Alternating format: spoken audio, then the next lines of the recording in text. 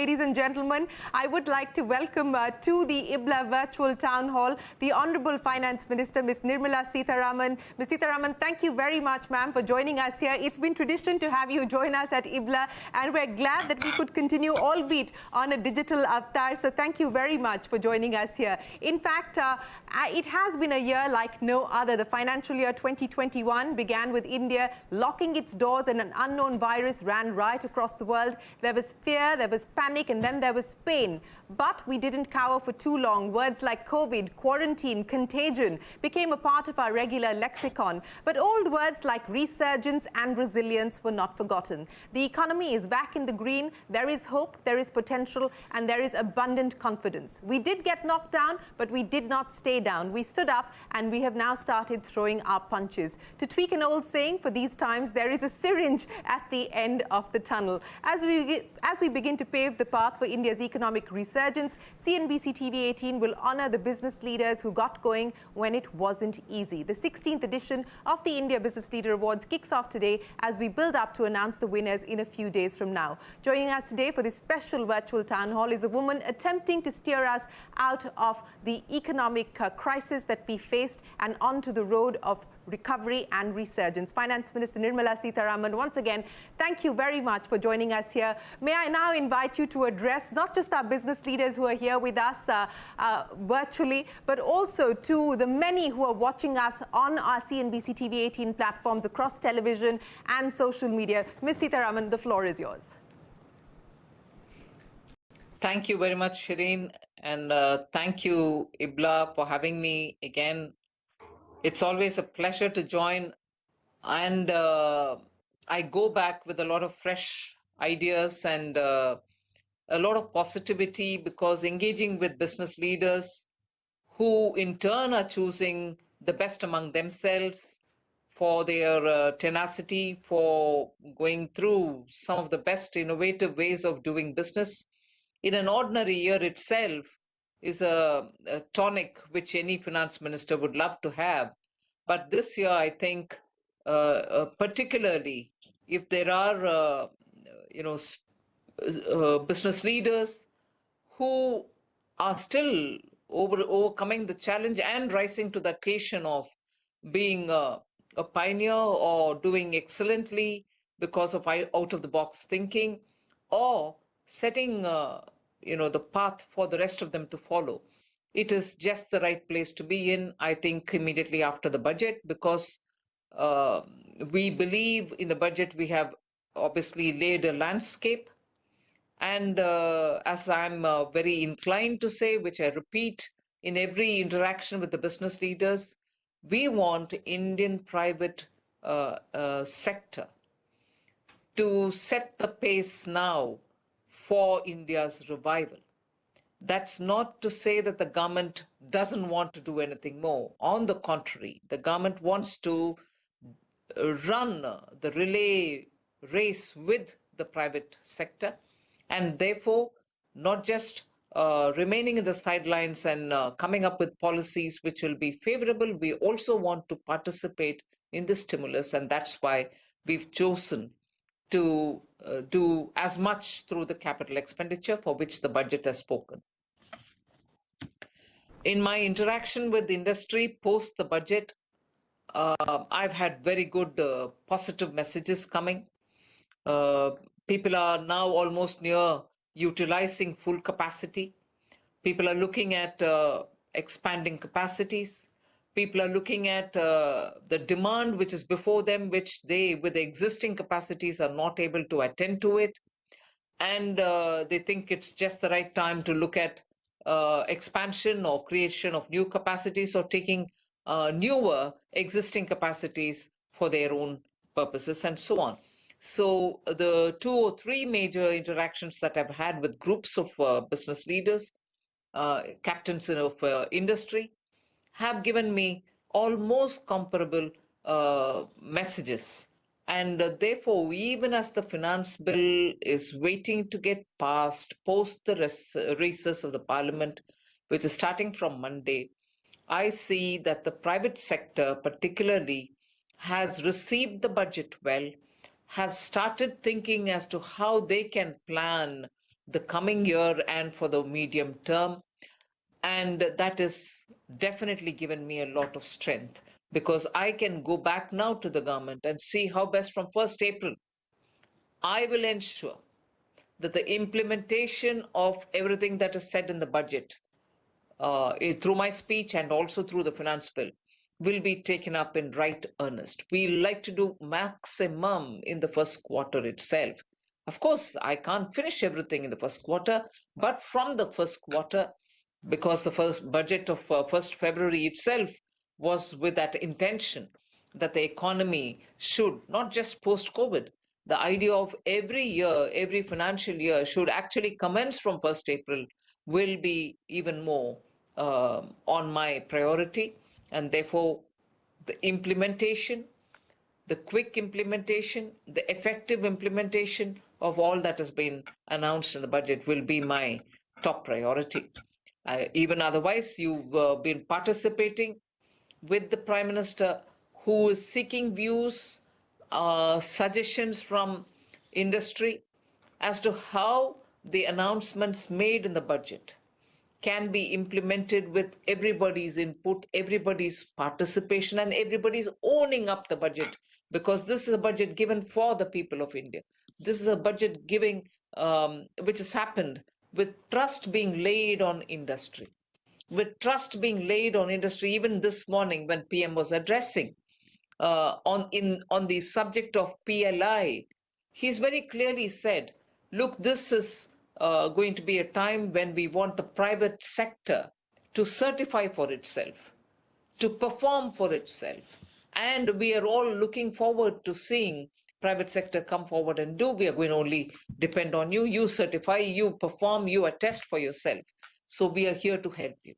So with that, I think the budget has spoken for itself. There are ever so many interactions with the Prime Minister and with also the Ministry of Finance and officials. We are working together with the RBI on very many issues, be it the cryptocurrency, be it the AMCs and the so-called bank which has to come through for defense, for the development finance institution. We're also looking at the non-performing assets very quickly, moving over to a holding company, and from there for the markets to, through the asset reconstruction companies, to take them on, and so on. So I look forward to greater participation of the Indian industry. Keep telling us what more you want us to do. We'd like to facilitate and make it possible so that this year sees absolute enthusiastic, positive, energetic response from industry. We want the revival to be on your strength. The government is there to help you, but it is your strength which needs to be pulled from all sides so that we can lead forward on that score. Thank you for giving me this opportunity. Ma'am, we've got the best and the brightest of India Inc., Mr. K.V. Kamath, Chairman of the IBLA jury, Mr. Uday Kotak, Zareen Daruwala, Mr. Suresh Narayanan, Mr. Sanjeev Goenka, Rajesh Gopinathan, all here joining you on this virtual town hall. I know many of them have questions and comments to make, but if I may start, ma'am, by picking up on one of the comments that you made. You said that you would like to expedite the measures that you announced in budget of 2021, both in your speech as well as in the finance bill, in the first quarter itself. What will that mean in terms of the legislative agenda? As you pointed out, Parliament reconvenes on the 8th, which is Monday. So in terms of the legislative agenda, can we expect amendments to the Bank Nationalisation Act, for instance, to pave the way for privatization? Will that be moving in this session itself? Well, I'm trying as much as possible for the legislative agenda to be carried forward as much as possible, even in this session post recess. But of course, those which are possible will be cleared, and immediately after that, we'll start implementing them. But if it requires a bit more of work, because these are legislations which have to be very meticulously worked out, if they consume a bit more time, the next session will see those one or two which we are not able to put through this session itself. But work is going on all fronts. Talk to you about work is going on all fronts. If I may ask you a question on the government's privatization and strategic disinvestment policy, because there is now significant political weight behind it, with the Prime Minister himself addressing this issue very unequivocally in Parliament and outside. There was a webinar as well that the Prime Minister led with investors, taking people through the story that you're putting together on the strategic disinvestment front. How confident do you feel this time around, ma'am, that you will be able to achieve the non-tax revenue target, that you will be able to move on the privatization front, especially on the ones that have already been identified, where the EOIs, etc., have moved the companies like BPCL, Air India, etc.? Well, you are seeing progress as regards BPCL, Air India, and so on, as it is. The progress, of course, is coming after a difficult year when obviously we couldn't move forward because of the corona, and the year before that we couldn't move forward because the market were not really robust. But now you're already seeing signs of them moving forward, not just moving forward, getting into critical stages. If that is the way we are indicating that we are at it, even as the budget session is still going on, there's the ministries, departments are engaged in getting through with the finance bill, but even otherwise, work of DIPAM has not slowed down. On the contrary, it's speeding up. As regards the target which we have given for non-tax revenue, particularly for revenue through disinvestment, I want to be sure to let you know, and I want that to be clearly said, that the number that I've given myself for non-tax revenue is after quite a lot of deliberations, and also with every ministry which is involved in the particular head of disinvestment, non-tax being other things also. But after these deliberations, we've given ourselves a very realistic number. There were times when I remember, even in my July budget, I was questioned on the number as being very exaggerated. The situation then of the market and the way in which the economy was panning out, we couldn't achieve the target, and I concede that. But now I've worked quite intensely in giving a realistic number for myself, and I'm therefore confident I'll achieve it. Two more quick questions before I get the industry leaders in, ma'am. If I could talk to you about the road ahead on GST, specifically GST on fuels. Has there been any movement on putting a package together, a compensation package together to try and get states on board? Because the feeling from states is they are willing to take this forward as long as there is appropriate and adequate compensation. Can we expect this to move perhaps even as early as the next meeting of the GST Council, as and when that's scheduled? I've not done any work on getting some formulation before me, which I could take to the GST Council in order that I have the center and state discuss, and later, if it is all agreed to having the rate determined for petroleum products in the GST scheme of things. In the GST scheme of things, petroleum is already there with zero rating. But it is a question now, like the way you have put forward, if there is a need for me to have to work to see if I can have a formulation, and then the formulation goes to the GST Council and so on, I have not started doing any work as yet. But do you anticipate that this is likely to be a priority item on the agenda of the GST Council, perhaps over the next course of the next few meetings, ma'am? Well, I'm sure now the interest is on this topic from all sides, center and the states. But if I have to be fair, I have not done enough work to take it to the GST Council as yet, because I'm waiting to have this budget session successfully cleared, and post that is when I can even think in terms of working on other things. Okay, fair enough. A question on the comment that you made on addressing NPAs, the ARC-AMC, which was the budget announcement that you had made. You said that work is currently underway on the DFI as well. If you can lend a little more color on when we will see the operationalization of both. And specifically, ma'am, is there any thinking at this point in time on needing to extend the suspension of the Insolvency and Bankruptcy Code, because that deadline comes to an end on the 25th of March?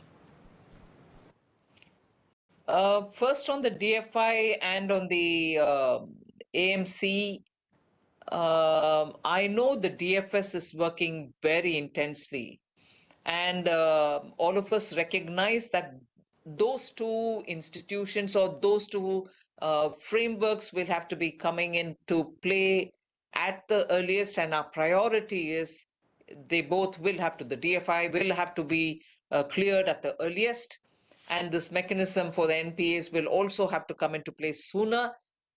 So I think they will definitely be on the top of my priority. They are, and enough work is being done by the DFS, and I think it will happen at the earliest. As regards the suspension of those clauses, continuing suspension of those clauses of IBC, I have not taken any call as yet. I know the deadline is getting closer. Okay. Yes, ma'am. I guess it's a matter of time before you need to take that decision. Since we're addressing banking-related issues, let me get the bankers on this panel to join you in on the conversation. Mr. Kamath, just before you joined us, ma'am, was giving us his take on where he believes the economy is headed. He believes that India is poised for a strong rebound and strong growth, not just for this year, but for the decade ahead. And of course, digital transformation is going to be one of the key pillars. That was Mr. Kamath's opening comment before you joined us. Mr. Kamath, go ahead, sir. Thank you. Honorable Finance Minister, start by saying that what you're given is not a budget. In my view, it is an economic blueprint for the next decade. It's a budget plus, plus, plus. And I think all the underpinnings of how to go about getting where we want to be is also there when we look at the details of the budget. How do you make sure that you meet deficits without getting into a fiscal strain situation? The roadmap is very clearly laid down for us to drive the next 10 years into growth and prosperity. There were 2 points that the point you articulated, the budget, I felt needed to be done, not by the Ministry of Finance, but by the system as it were. One was interest rates, to get interest rates into, I would say, a zone where everybody is comfortable, the government and the private sector and the public sector. And a few days later, I think the governor of the Reserve Bank, if I may paraphrase what he said, basically said I would be not too comfortable with interest rates above 6%. I think this is probably the first time in 50 years that I have been a banker that I have heard any governor of the Indian, the Reserve Bank of India, articulate such feelings. I think that underscores in a way the mood of the nation to drive growth over a longer period. After that, there was only one residual wish, I would say, in my bag of wish list, and that was simplification of compliances. Today, I heard the Honorable Prime Minister talk about that and say that that is what is the next target of the government, simplification of compliances. So honestly, with the economic blueprint that you are given, I would say a zone in which we could probably work on the interest rate front, around 6% is the number that was indicated, and simplification of compliances. I think we ought to see growth at a very rapid pace. In fact, I would think that now 10% growth becomes achievable. It is within our fist, as it were, to drive this. And I would actually use this to send a message to corporate India that no more excuses. As the government has done all that it could do, starting with what was done over the last year. The helping hand that was given, which has brought us to a happy situation where this quarter we have reported a positive growth.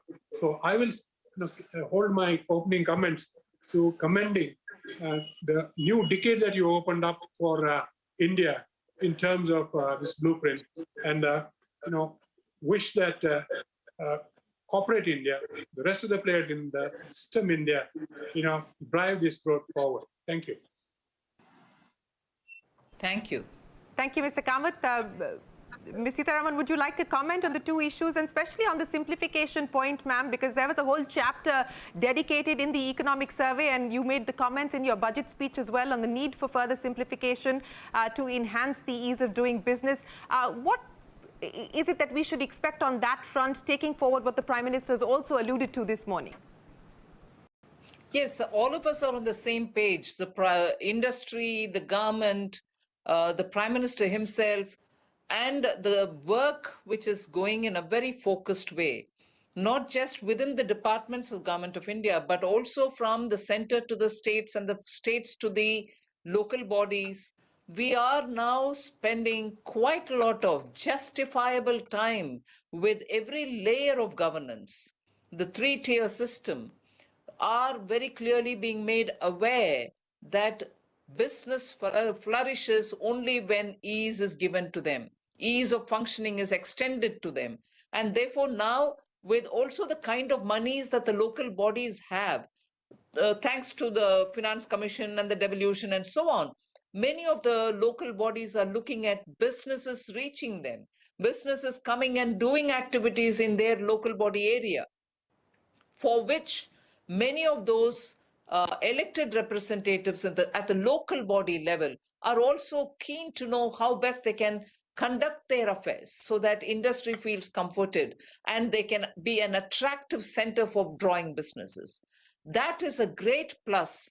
And with that, the government of India, together with the states, are also working to ensure that there is a rapid change in the approach to welcoming industry.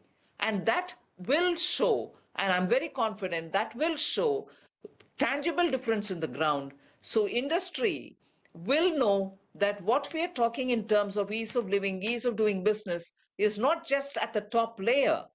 Government of India is making all the efforts to take it down to the very level, at the lowest level, meaning the ground level elected representatives also standing up to meet that challenge.